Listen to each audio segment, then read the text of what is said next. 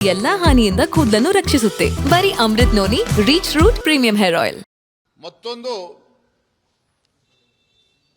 ರಾಜ್ಯದಲ್ಲಿರ್ತಕ್ಕಂಥ ಆಡಳಿತ ಪಕ್ಷ ಕಾಂಗ್ರೆಸ್ ಪಕ್ಷ ಹತಾಶರಾಗಿದ್ದಾರೆ. ಲೋಕಸಭಾ ಚುನಾವಣೆಯಲ್ಲಿ ನಮ್ಮ ರಾಜ್ಯದಲ್ಲಿ ಅವರಿಗೆ ಆಗಿರತಕ್ಕಂಥ ಹಿನ್ನಡೆಯ ಪರಿಣಾಮ ರಾಜ್ಯದ ಬೇರೆ ಬೇರೆ ಜಿಲ್ಲೆಗಳಲ್ಲಿ ತಾಲೂಕುಗಳಲ್ಲಿ ನಮ್ಮ ಬಿಜೆಪಿ ಕಾರ್ಯಕರ್ತರ ಮೇಲೆ ಹಲ್ಲೆ ಆಗ್ತಾ ಕಾರ್ಯಕರ್ತರ ಮೇಲೆ ದಬ್ಬಾಳಿಕೆ ನಡೀತಾ ಇದೆ.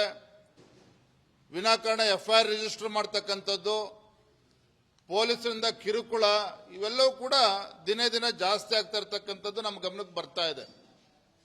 ಹಾಗಾಗಿ ರಾಜ್ಯದಲ್ಲಿರ್ತಕ್ಕಂಥ ನಮ್ಮ ಪಕ್ಷದ ಕಾರ್ಯಕರ್ತರಿಗೆ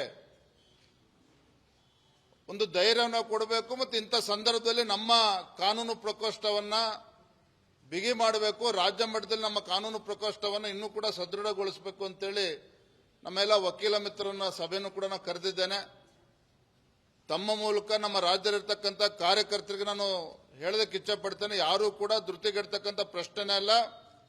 ಈ ಬಂಡ ಕಾಂಗ್ರೆಸ್ ಸರ್ಕಾರ ಏನಿದೆ, ಈ ಸೋಲಿನ ಹತಾಶೆಯಿಂದ ನಮ್ಮ ಕಾರ್ಯಕರ್ತರ ಮೇಲೆ ದಬ್ಬಾಳಿಕೆ ಮಾಡ್ತಕ್ಕಂಥ ಕೆಲಸ ಏನು ಮಾಡ್ತಾ ಇದೆ, ಅದನ್ನ ಧೈರ್ಯವಾಗಿ ಎದುರಿಸ್ತಕ್ಕಂಥ ಕೆಲಸ ನಾವು ಮಾಡ್ತೇವೆ.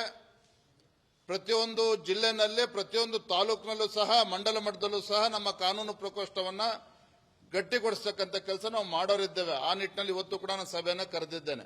ಮತ್ತೊಂದು ರಾಜ್ಯದಲ್ಲಿರ್ತಕ್ಕಂಥ ಆಡಳಿತ ಪಕ್ಷ ಕಾಂಗ್ರೆಸ್ ಪಕ್ಷ ಹತಾಶರಾಗಿದ್ದಾರೆ. ಲೋಕಸಭಾ ಚುನಾವಣೆಯಲ್ಲಿ ನಮ್ಮ ರಾಜ್ಯದಲ್ಲಿ ಅವರಿಗೆ ಆಗಿರತಕ್ಕಂಥ ಹಿನ್ನಡೆಯ ಪರಿಣಾಮ ರಾಜ್ಯದ ಬೇರೆ ಬೇರೆ ಜಿಲ್ಲೆಗಳಲ್ಲಿ ತಾಲೂಕುಗಳಲ್ಲಿ ನಮ್ಮ ಬಿಜೆಪಿ ಕಾರ್ಯಕರ್ತರ ಮೇಲೆ ಹಲ್ಲೆ ಆಗ್ತಾ ಕಾರ್ಯಕರ್ತರ ಮೇಲೆ ದಬ್ಬಾಳಿಕೆ ನಡೀತಾ ಇದೆ. ವಿನಾಕಾರಣ ಎಫ್ಐಆರ್ ರಿಜಿಸ್ಟರ್ ಮಾಡ್ತಕ್ಕಂಥದ್ದು, ಪೊಲೀಸರಿಂದ ಕಿರುಕುಳ, ಇವೆಲ್ಲವೂ ಕೂಡ ದಿನೇ ದಿನ ಜಾಸ್ತಿ ಆಗ್ತಾ ಇರತಕ್ಕಂಥದ್ದು ನಮ್ಮ ಗಮನಕ್ಕೆ ಬರ್ತಾ ಇದೆ. ಹಾಗಾಗಿ ರಾಜ್ಯದಲ್ಲಿರ್ತಕ್ಕಂಥ ನಮ್ಮ ಪಕ್ಷದ ಕಾರ್ಯಕರ್ತರಿಗೆ ಒಂದು ಧೈರ್ಯವನ್ನು ಕೊಡಬೇಕು ಮತ್ತು ಇಂಥ ಸಂದರ್ಭದಲ್ಲಿ ನಮ್ಮ ಕಾನೂನು ಪ್ರಕೋಷ್ಠವನ್ನ ಬಿಗಿ ಮಾಡಬೇಕು. ರಾಜ್ಯ ಮಟ್ಟದಲ್ಲಿ ನಮ್ಮ ಕಾನೂನು ಪ್ರಕೋಷ್ಠವನ್ನು ಇನ್ನೂ ಕೂಡ ಸದೃಢಗೊಳಿಸಬೇಕು ಅಂತೇಳಿ ನಮ್ಮೆಲ್ಲ ವಕೀಲ ಮಿತ್ರರನ್ನ ಸಭೆಯನ್ನು ಕೂಡ ನಾನು ಕರೆದಿದ್ದೇನೆ. ತಮ್ಮ ಮೂಲಕ ನಮ್ಮ ರಾಜ್ಯದಲ್ಲಿರ್ತಕ್ಕಂಥ ಕಾರ್ಯಕರ್ತರಿಗೆ ನಾನು ಹೇಳೋದಕ್ಕೆ ಇಚ್ಛಪಡ್ತೇನೆ, ಯಾರೂ ಕೂಡ ಧೃತಿಗೆಡ್ತಕ್ಕಂಥ ಪ್ರಶ್ನೆನೇ ಅಲ್ಲ. ಈ ಬಂಡ ಕಾಂಗ್ರೆಸ್ ಸರ್ಕಾರ ಏನಿದೆ, ಈ ಸೋಲಿನ ಹತಾಶೆಯಿಂದ ನಮ್ಮ ಕಾರ್ಯಕರ್ತರ ಮೇಲೆ ದಬ್ಬಾಳಿಕೆ ಮಾಡ್ತಕ್ಕಂಥ ಕೆಲಸ ಏನು ಮಾಡ್ತಾ ಇದೆ, ಅದನ್ನ ಧೈರ್ಯವಾಗಿ ಎದುರಿಸ್ತಕ್ಕಂಥ ಕೆಲಸ ನಾವು ಮಾಡ್ತೇವೆ.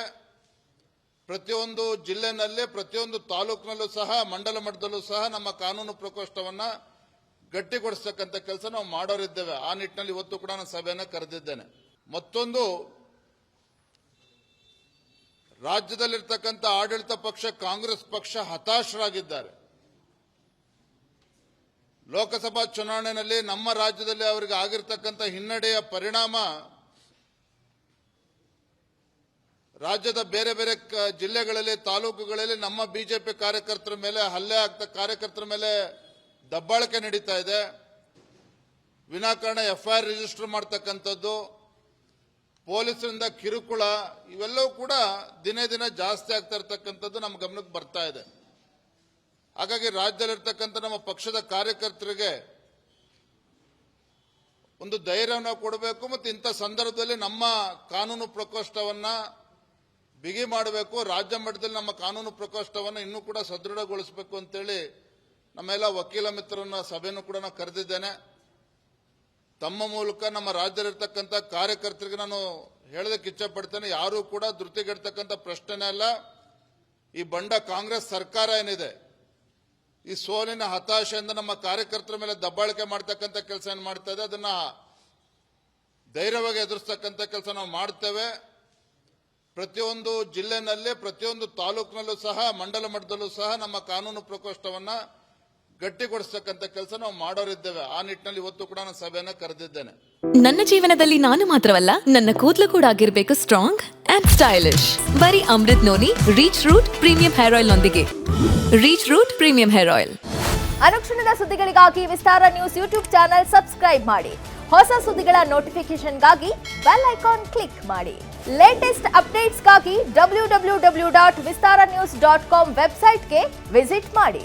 ಅಂಗೈಯಲ್ಲೇ ಜಗತ್ತಿನ ಸುದ್ದಿ ತಿಳಿಯಲು Vistara news Kannada app download ಮಾಡಿ.